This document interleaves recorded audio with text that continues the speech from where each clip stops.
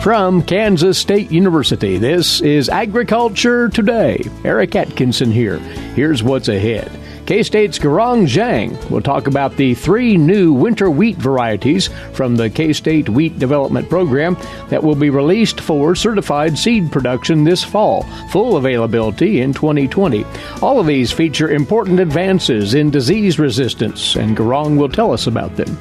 Then, a visiting researcher at K-State this past week from Central Queensland University in Australia, Mark Trotter, talks about his research on using data from GPS sensors placed on cattle and then integrating that data with satellite imagery of pastures as a resource for improving grazing management. And later, K-State's Charlie Lee on the southward migration of hummingbirds. Along with much more here on Agriculture Today. While many people know hunger is an issue in developing countries, it is also a problem in our own backyards. In 2010, 1 in 7 Kansans struggled to put adequate food on the table. 2 K-State research and extension programs are tackling this problem. The Family Nutrition Program and Expanded Food and Nutrition Education Program reach thousands of Kansans in more than 70 counties. They learn how to eat healthy with a low budget. For more information about these programs, visit ksre.ksu.edu.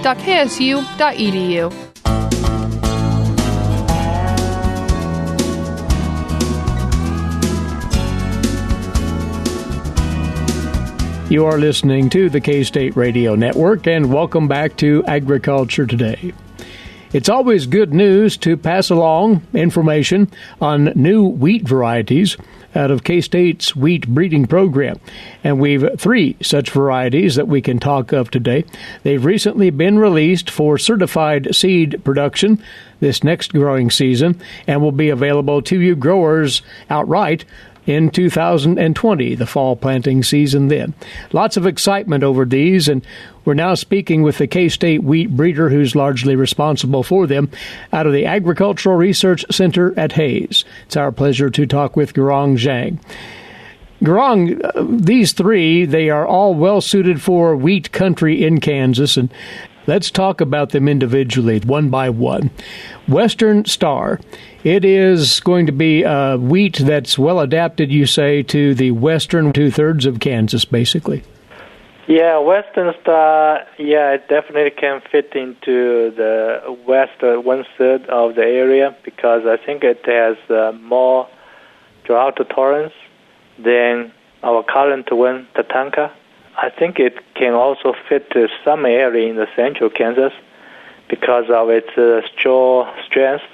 It can stand well, and the yield potential is not low. And then it also has soil-borne mosaic virus resistance. For the western part, I think it has, because it has, besides the drought tolerance, it also has a wheat mite resistance. So wheat mite is the vector of those 3 viruses that cause the wheat streak mosaic disease. So it has a wheat mite resistance, so it will reduce some wheat streak mosaic disease. So it's good for the western part. And its milling and baking characteristics. You not only look at yield, which we'll discuss, but it apparently is a good quality wheat for those purposes. Yeah, I think it has good test weight, also have very good mixing tolerance and a good roof volume. And I think its flour yield also very good, and it's good for the milling company. How has it looked as far as yields, though, in the field trials? Apparently it's been doing quite well. Yeah, if anyone is familiar with Joe, I think Joe is well known for its yield. I think it's high yield variety. This variety, I think Western Star, is close to Joe. And last 3 years, Joe got average, like in our trial, it's 80 bushels, and this variety also got 79.3, so it's very close to Joe. It's just about 1 bushel less, so average in last 3 years for many locations. And also it has a very good disease package. Besides the wheat mite, it has moderate resistance to the stripe rust and the leaf rust. It's also intermediate to stem rust, Fusarium, head blight, and even triticum mosaic virus. Triticum mosaic virus is second virus that can cause the wheat streak mosaic disease. So normally a lot of wheat streak mosaic virus resistant variety like Jewel, Oakley seal, they have the wheat streak mosaic virus resistance, but they don't have the triticum mosaic virus resistance. So fortunately, this is kind of have some resistance, as at least kind of intermediate reaction in the field. So it will also help to reduce the wheat streak mosaic disease. So the outlook for Western Star, bright, pardon the expression, for the western two-thirds of Kansas, one of the 3 to-be-released varieties next year in certified production this coming year. Tell us then about the wheat named Dallas. And this was so named after an individual who spent time right there at the Agricultural Research Center at Hayes for years upon years. Yeah, that's right. It's not named after the city in Texas, so it's named after Dr. Dallas Seifer, who has worked in the station for this wheat streak virus for most of his life here. So in order to honor him, we named after his. Yeah. And one would assume that it would have a strong disease resistance package unto itself by way of its namesake here. Yeah, it's kind of literally because of its very strong wheat streak mosaic virus resistance. It's kind of, I think there's none of the current wheat streak mosaic virus resistant variety can compare, because it can hold this resistance at a higher temperature. We know that wheat streak mosaic virus resistance is temperature sensitive. So most of those resistant varieties, I think previous resistant varieties, it will break its resistance at 18 degrees Celsius. But this one can hold up to 20, 21 degrees, so it kind of upgraded one higher level. So that's what I'm excited about this variety. It is also targeted for western Kansas, you say? This actually, Dallas is targeted just 1/3 of the western Kansas, because this one doesn't have the soil-borne mosaic virus. In central Kansas, normally those varieties need soil-borne mosaic virus resistance. Mm-hmm. And the straw strength is not that, it's just about the averages. So, I mean, go to central Kansas, will have some lodging issues. So I would prefer this go to just the western part, stay in western part. Okay. But it will be competitive with other wheats by yield in the western third of the state, apparently. Yeah, the yield level is very, very close to Joe. Last 3 years in the western Kansas, it yielded about 80 bushels, so it's just similar as Joe. So it's a very good yield potential. And also the disease also, besides the wheat streak mosaic virus, it also actually, for the triticum mosaic virus, also intermediate. It's not susceptible like Joe is susceptible to triticum mosaic virus. So that has a better reaction than Joe. And also it has good resistance to leaf rust, and also good resistance to stem rust. So it have a good disease package for western part, at least. Stripe rust is about intermediate, and also intermediate to barley yellow dwarf virus. So it's a good disease package. Excellent. And again, it's called Dallas, and it will be among the 3 released widely next year. Tell us about this other wheat named Silverado, then, Gaurong. This is the white wheat. Yeah. Silverado is a white wheat, and it actually have a broad adaptation, so it can fit to west part, also can go to central Kansas. So it has very competitive yields in both. Like in western Kansas, it has a few bushels less than Joe, But in central Kansas, actually, it have few bushels more than Joe. But in western, because this variety has, I think, a much better pre-harvest sprouting tolerance than Joe. Joe almost have nothing. So, and this one, it's almost, I think, the pre-harvest sprouting can almost compare with those red varieties. So at least if the farmers in West plant this variety, can reduce some risk for, in the wet years. So for the sprouting issue. Also, this variety has very good straw strength, and it did very well in under irrigation. It's very high yield potential. And also, this variety has better quality than Joe, so the processing quality, like baking quality stuff, very good test weight and good flour yield and very good mixing tolerance and a good roof volume. And actually it is suited for both white flour baking and the whole flour baking. So I hope, those traits can maybe justify to plant this white one in western part, although it just, have about 2 or 3 bushels less than Joe. And in central Kansas, so the yield is more competitive than Joe even. So, and also this one has soil-borne mosaic virus resistance.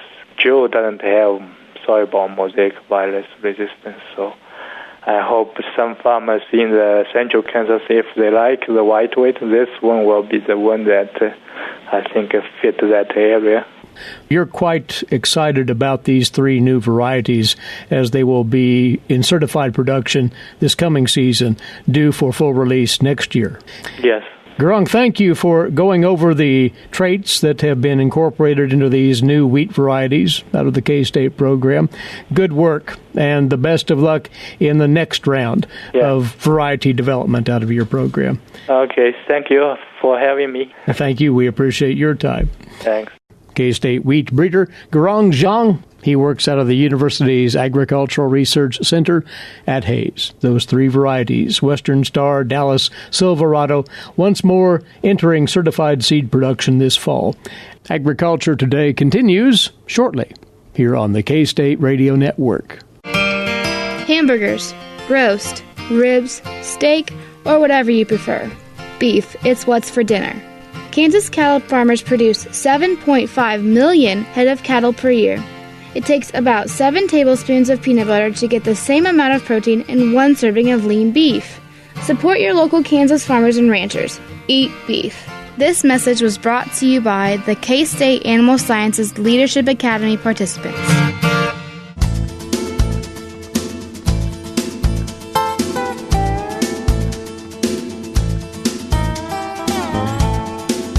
You're tuned in to Agriculture Today, and glad to have you back. Kansas State University is highly actively engaged in exchange programs with the country of Australia under the Fulbright Scholarship Program.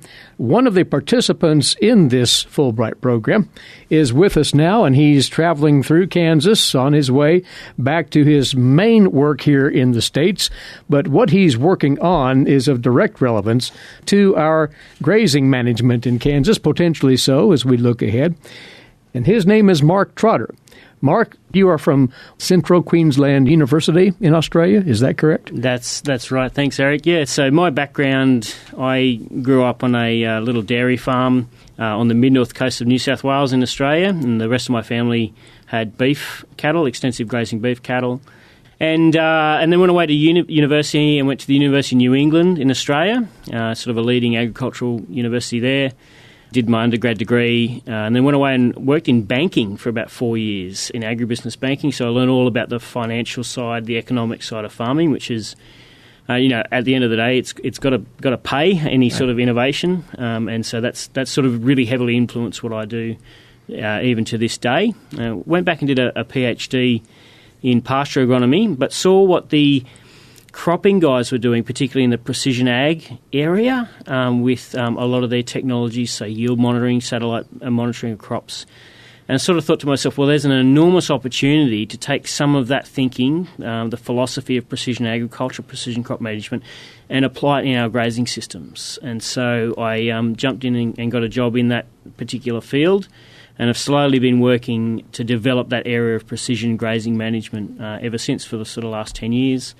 About 3 years ago, we had the opportunity to move up to CQ Uni up in Queensland, and there's an opportunity to get in there and do some innovative research. And so we took that up. We moved up to there to start doing that work. As you were spending most of your time here at two host institutions, fellow land-grant universities, Ohio State University and New Mexico State University, and you're putting sensors in combination with satellite information to the test in pasture management. Is that correct? Yeah, absolutely. And so if anybody understands the landscape, some grazing landscapes of the USA, certainly they'd sort of start to question the cleverness of working in New Mexico and then up in Ohio, because they are vastly distinctly different resources. Absolutely. So I've just come from New Mexico State, where you're looking around 100 acres to find a cow, and then obviously move up to Ohio, and there's a fairly high stocking rate there, and so very different ecosystems to work in, but that's part of the attractiveness of why I came over here to look at that.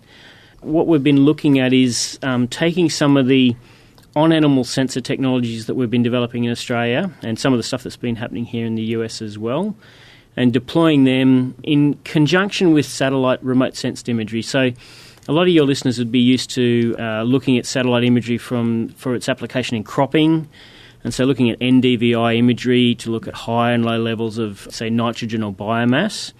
And we've been using that in Australia in our grazing systems for a lot of years as well, and we relate it back to the amount of available pasture that's on the ground, and that allows us to set our stocking rates. And so that's been a sort of an established sort of technology. Sort of newer to the space is this on-animal sensing technology, and that's primarily GPS tracking, so we can look and see where our livestock are moving throughout the landscape and essentially what they're doing as well. And so two different sorts of technology, but we actually think there's a really unique opportunity to get some benefits out of bringing these two different sets of data together.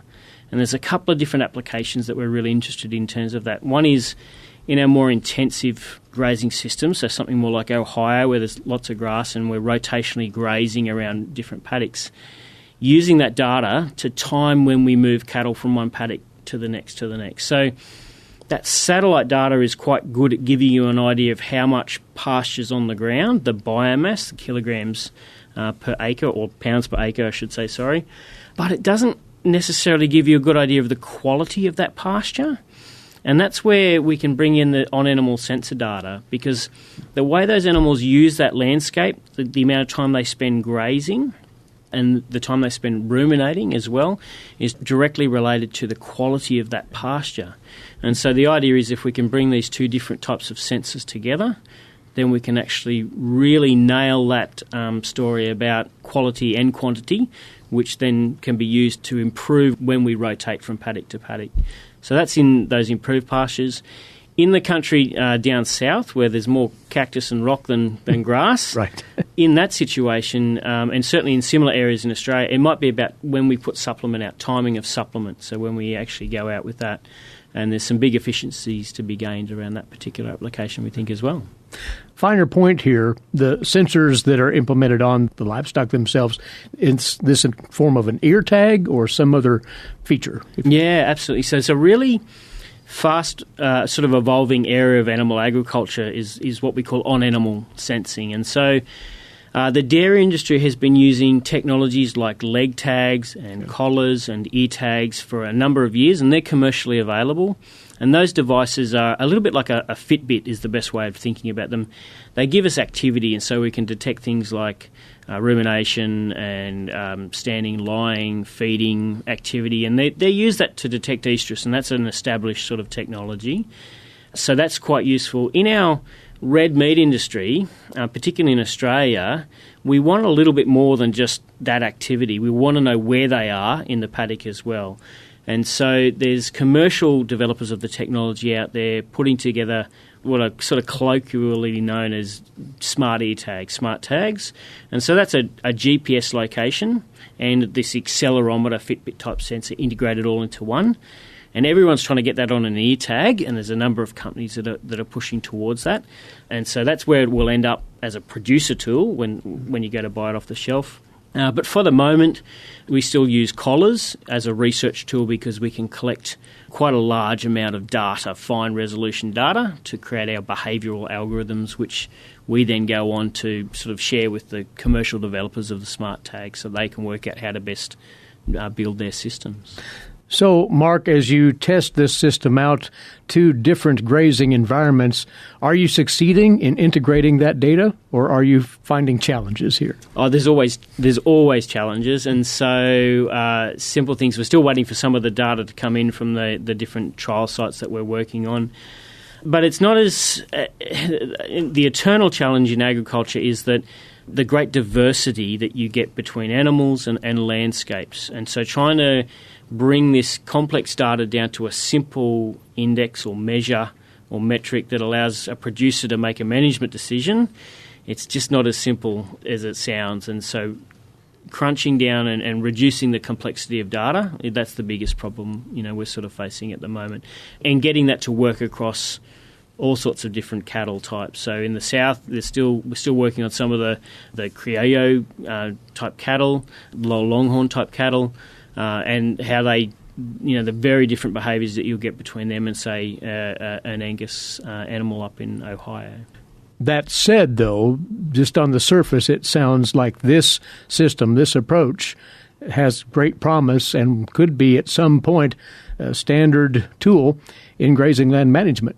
Do you think so? Yeah, absolutely, yeah. So we've got a lot of the satellite systems that are out there, and there's even in the last couple of years there's been some really neat evolutions in that technology. So systems like the Sentinel system out of Europe, which is providing 10-metre resolution imagery every 2 to 5 days, depending on where you are, for free. And when I first started this research, we would order a satellite image. It might come in, a month later, and you'd pay thousands of dollars for it. That was 10 years ago. Not terribly efficient, was it? No. But 10 years later, here we are. I can actually dial in and look at the property that I grew up on. My family now, my sister now runs that with her husband, and I can dial up and look and see where they've shifted the electric fence in the strip grazing paddock where they're allocating feed to stock of cattle. And I can look at that a day after they've sort of done it because of this imagery that's coming through for free. So the satellite imagery is there. The thing we're missing at the moment is that ability to get this on-animal sensor component. And so having that smart tag that we can put on an animal, buy that off the shelf, put that on the animal, get it out there and get that data coming back in. That's the bit we're missing, and so that's still got to evolve commercially over the next few years. In saying that, there's now about half a dozen or more companies out there that are working on that particular problem, and that's more than there's ever been. And so there's a lot of promise and opportunity, and some of those companies are certainly well past prototype stage. They're out there testing devices on animals, which is pretty neat to see that actually coming to fruition. Excellent promise here, and you're on to something for sure. Mark, it's good to have you here on the K-State campus. Good luck in rounding out this work here in the States, and we hope to hear more about the fruits of your labor here in the not-too-distant future. Thanks for coming over, spending a few moments with us right here. Thanks, Eric. He is Mark Trotter. He is an associate professor in precision livestock at Central Queensland University out of Australia. And once more, his research here in the States looking at using sensor systems on cattle to better utilize grazing resources when teaming that information up with satellite data. Interesting work indeed. And he's a Fulbright scholar who is spending time here in the States and made K-State one of his stopovers during his time here recently. You're listening to Agriculture Today. We'll return shortly on the K-State Radio Network. Did you know every Kansas farmer feeds 128-plus people? Kansas farmers are hard workers, dependable, authentic, and sensitive. Not only do farmers put food on your table, but they put clothes on your back and fuel in your car. For more information about Kansas farmers, visit K-State Research and Extension online or stop by your local extension office. This message has been brought to you by the K-State Animal Sciences Leadership Academy participants.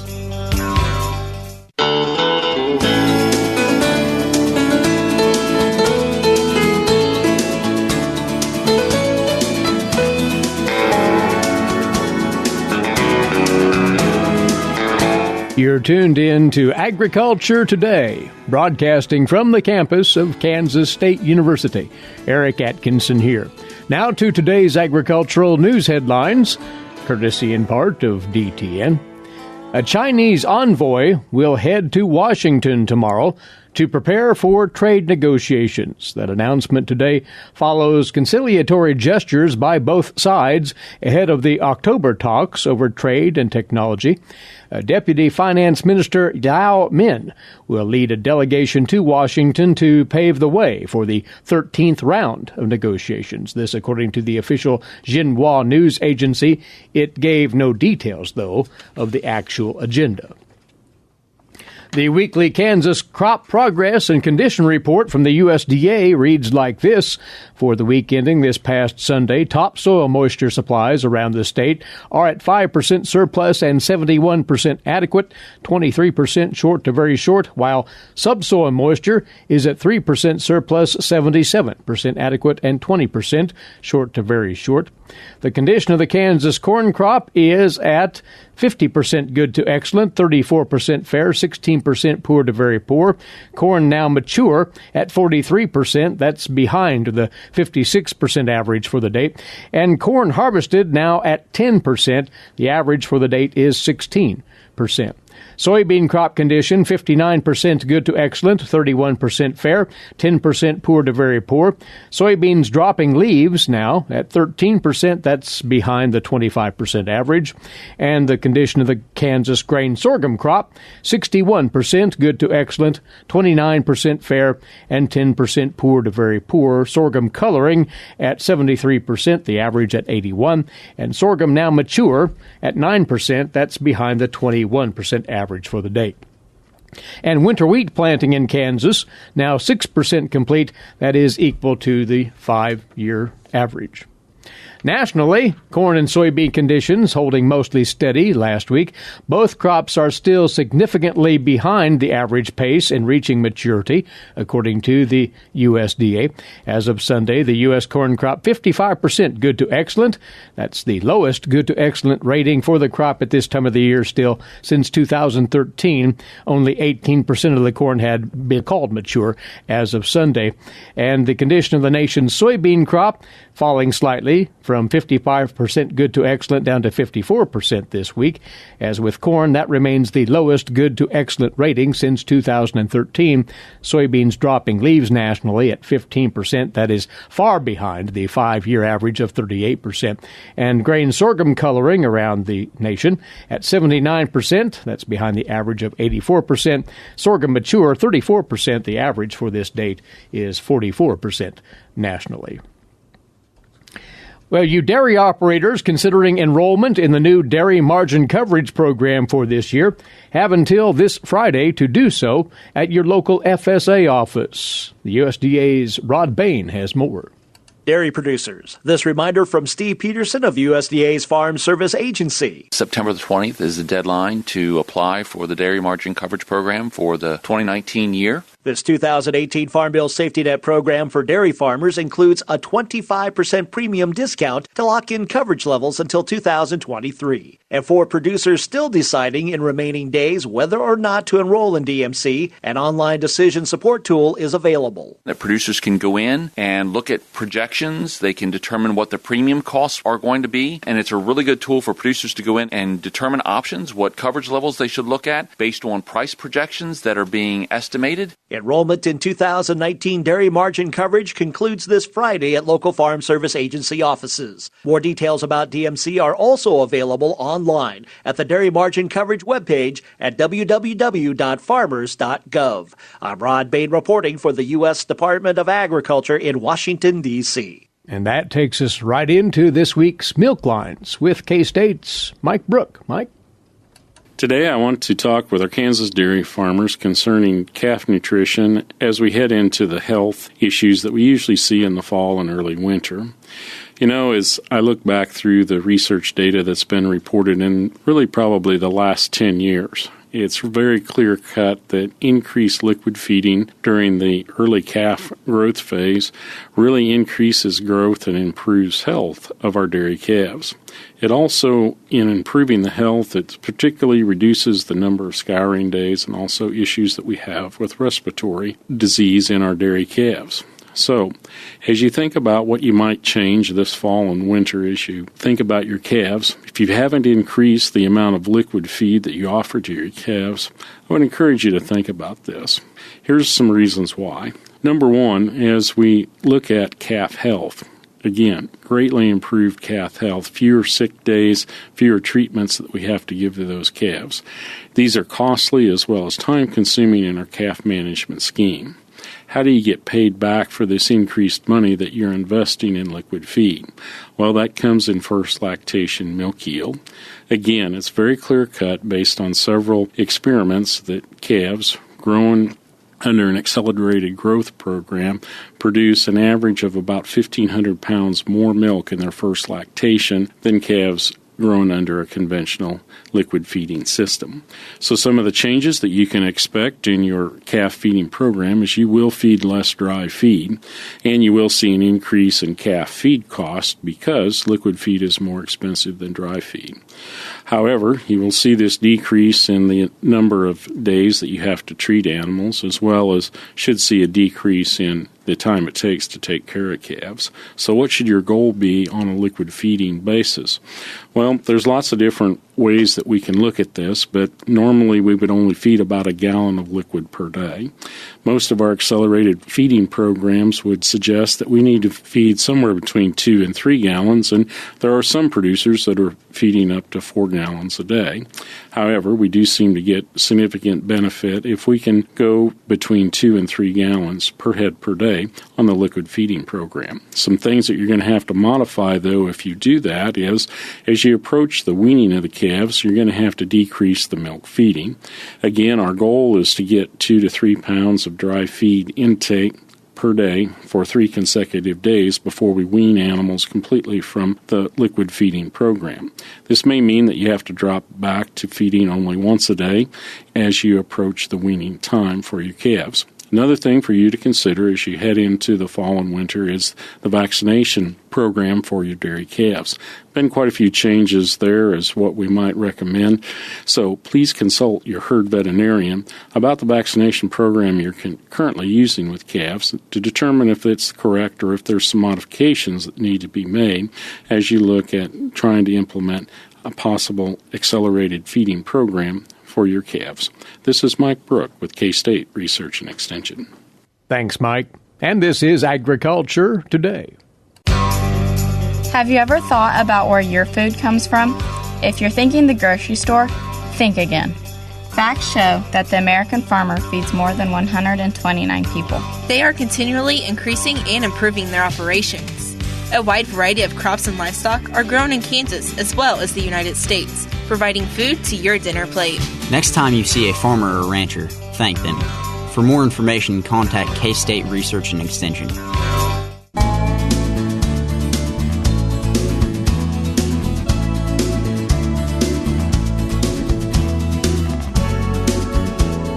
We're back now on Agriculture Today.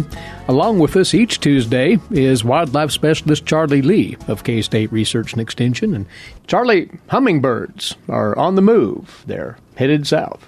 Well, hummingbirds are migratory creatures, and our listeners are starting to see fewer and fewer hummingbirds as the fall migration takes place. Typically, we would see hummingbirds leave in about the mid part of October, and the first would arrive maybe the 10th to the 20th of April each year. But I think folks in Kansas can really appreciate the ruby-throated hummingbirds, the ones that we have most frequently. Very common as a summer resident in eastern Kansas, rare in the western part of Kansas, but much appreciated whenever they are observed. Give a little more biological background on the ruby-throated hummingbird then. Well, they occur in deciduous woodlands, primarily in eastern North America as well as across the Canadian prairies. They're associated with old fields, forest edges, meadows, orchards, riparian areas and backyards. On their wintering grounds, they go south to Mexico and Central America. They live in dry forests and citrus groves, hedgerows. For food, they feed on the nectar of red and orange tubular flowers, trumpet, creepers, cardinal flowers, honeysuckles, jewelweeds. Those are some typical plants that are very attractive and necessary for hummingbirds to survive. Occasionally, they will catch insects in midair or pull them out of spider webs. Those insects primarily include mosquitoes and gnats, fruit flies, and occasionally they will eat spiders. They nest here in Kansas. The nests are from 10 feet up to maybe even 60 feet in the air. They lay 1 to 3 eggs. The eggs are about pea-sized, have a pretty short incubation period of about 2 weeks, and end up with 2 chicks that are just have a little bit of gray down along the back, and the eyes are closed. Very clumsy, and again, something that is not observed very frequently here in Kansas. And I think that secrecy and somewhat of the scarcity of hummingbirds makes them very much appreciated. Their antics and their acrobatic flying is certainly something that most people can appreciate. That precision flying, it can go full out and come to a stop in an instant and hang motionless or go up and down and sideways or backwards is something almost everyone can appreciate and enjoy. About the fall migration then, they will start to thin out now or have already? Yeah, they're going to move south. Hummingbirds that are more inland have a slow transition going south.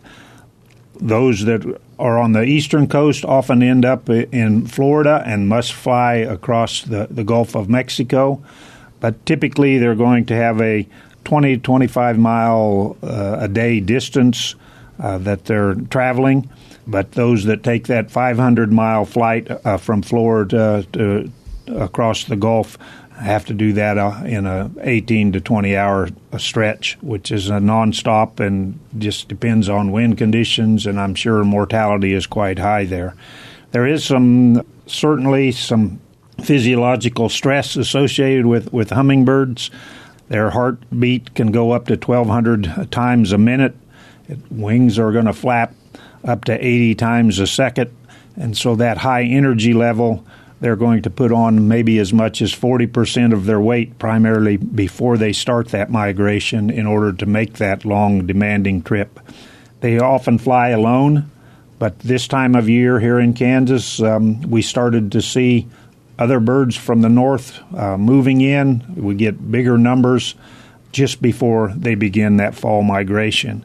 So they're going to have to find food to eat along the way. We do have some that don't go all the way to Mexico or to Central America. South Texas may end up with some that winter there as well. Want to share quickly here new research on the population growth of hummingbirds, and they are starting to build numbers. What? Well, it looks like the population is doing very well. They seem to be increasing about 2% a year. Don't seem to be in any particular threats at the moment. But one site, which would be at the Hawk Mountain Sanctuary, it's a raptor migration watch site in eastern Pennsylvania, does a lot of work on counting birds through the migration times. So they decided to collect sighting reports of hummingbirds, and they've been collecting those reports as not just with hummingbirds, but many other species as well since the 1990s. This particular study looked at hummingbird numbers from 1990 to 2014 and had some significant findings in that the first hummingbirds that arrived and the average number of hummingbirds that arrived compared to the average passing date indicates an earlier passage, with the first birds passing almost 6 to 7 days earlier going south than they did previously. Then they tried to come up with some reasons that would be occurring. Most folks have agreed that hummingbirds use external cues, primarily the daylight length for the queue in order to begin migration, but also there's probably some short-term responses, and they're thinking perhaps climate change is causing some of that early dispersal as well. So I think in response to some of those changes, we're going to see continuing good things happening for hummingbirds, but they may not be in Kansas quite as long as what they have been in times in past. Well, enjoy them while you can, for once more, they will be making that trek south and have started already, as a matter of fact, and hummingbirds will be away for the winter and then, with any luck, be back next spring. We appreciate the background on these very interesting creatures. Charlie, thanks. Charlie Lee, Wildlife Specialist, K-State Research and Extension. That is our time once again. As we go, don't forget about our podcast service, where you can listen to this broadcast at your leisure anytime. To access that and to subscribe for an automatic download of the podcast on your mobile device, go to agtoday.net. That's agtoday.net. Meantime, please rejoin us right here this same time tomorrow. Until then, Eric Atkinson for Agriculture Today over the K-State Radio Network.